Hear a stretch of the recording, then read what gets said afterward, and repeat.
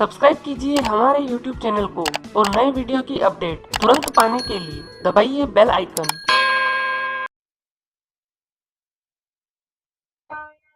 दोस्तों, सालों की कड़ी मेहनत के बाद से अब भारत अंतरिक्ष की दुनिया में भी एक के बाद एक नई ऊंचाइयों को छू रहा है और साइकिल से शुरू हुआ यह सफर अब चांद पर भी जा पहुंचा है।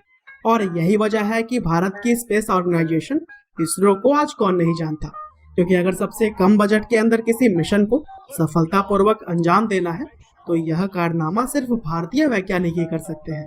और दोस्तों, आजकल इसरो इसलिए भी ज्यादा चर्चे में है क्योंकि चंद्रयान 2 मिशन पर पूरी दुनिया की नजरें टिकी हुई हैं और इस मिशन के द्वारा दूसरी बार होगा जब भारत चांद पर जाएगा। दरअसल इससे पहले भी 2008 में चंद्रयान 1 मिशन को सफलतापूर्वक अंजाम देते हुए भारत चांद के ऑर्बिट में पहुंच चुका है और ऐसा कारनामा करने वाला भारत कुछ ही गिने चुने देशों में से एक है। और दोस्तों, चंद्रयान 1 मिशन के जरिए ही भारत ने सबसे पहले चांद पर पानी होने की खोज की थी और यह खोज इस मिशन की सबसे बड़ी सफलता थी।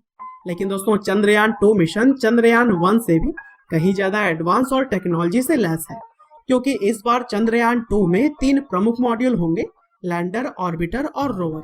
दरअसल लैंडर चांद की सतह पर लैंड करेगा और फिर उसमें से एक रोवर निकलेगा जो कि चांद पर इधर उधर घूमकर पूरा एक्सप्लोर करेगा।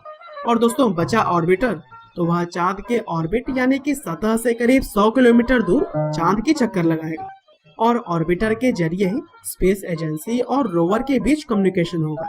मतलब कि रोवर चांद पर घूम घूम कर जो भी इंफॉर्मेशन कलेक्ट करेगा वह ऑर्बिटर को भेजेगा और फिर ऑर्बिटर उस इंफॉर्मेशन को स्पेस एजेंसी को फॉरवर्ड कर देगी। और दोस्तों, इस तरह से पूरा प्रोसेस काम करेगा। हालांकि दोस्तों, चंद्रयान 1 मिशन में अगर देखा जाए तो भारतीय यान से सिर्फ ऑर्बिटर को ही भेजा गया था, जिसका काम था चंद्रमा के ऑर्बिट का चक्कर लगाकर दूर से ही इंफॉर्मेशन इकट्ठे करने का। लेकिन इस बार चंद्रयान के दूसरे एडिशन में इंडियन शिप के द्वारा ऑर्बिटर के साथ साथ लैंडर और रोवर को भी भेजा जा रहा है। और दोस्तों, चंद्रयान 2 मिशन के जरिए चांद के साउथ पोल पर अपना यान भेजने वाला भारत पहला देश होगा, क्योंकि साउथ पोल पर कभी भी किसी देश ने अपना यान नहीं भेजा है। और दोस्तों, चंद्रयान 2 की खासियत यह भी है कि यह दूसरे देशों के द्वारा भेजे गए मिशन से काफी सस्ता है, क्योंकि जहां इजराइल के द्वारा भेजे गए यान बेडशीट में 1400 करोड़ रुपए और चीन के द्वारा भेजे गए चाइंग 4 में 1200 करोड़ का खर्च आया था, वहीं भारतीय वैज्ञानिकों ने इस मिशन को सिर्फ 978 करोड़ रुपए की लागत में तैयार किया है। और दोस्तों, 2 मिशन जिससे कि मैंने चंद्रयान 2 की लागत को कंपेयर किया है, उसमें इजराइल के द्वारा भेजा गया बेडशीट लैंडिंग के दौरान ही क्रैश हो गया था। और दोस्तों, चांद पर पहुंचने के बाद से ऑर्बिटर लगातार 1 साल तक काम करेगा और इसका मुख्य उद्देश्य होगा पृथ्वी और रोवर के बीच कम्युनिकेशन करना, साथ ही चांद की सतह का नक्शा तैयार करना, जिससे कि चांद के अस्तित्व और विकास का पता लगाया जा सके। साथ ही वही लैंडर यह जांच करेगा कि चांद पर भूकंप आते हैं या फिर नहीं। और इसी तरह अगर देखा जाए रोवर का काम, तो वह चांद की सतह पर इधर उधर घूमकर यह पता लगाएगा कि चांद पर खनिज तत्व मौजूद हैं या फिर नहीं, और हैं भी तो कितनी मात्रा में।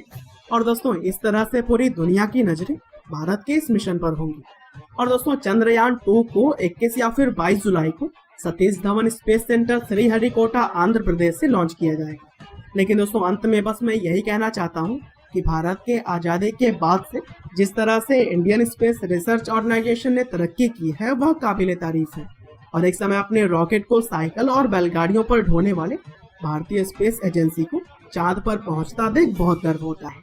और उम्मीद करते हैं कि आपको भी यह जानकारियां जरूर ही पसंद आई होंगी। आपका बहुमूल्य समय देने के लिए बहुत बहुत धन्यवाद।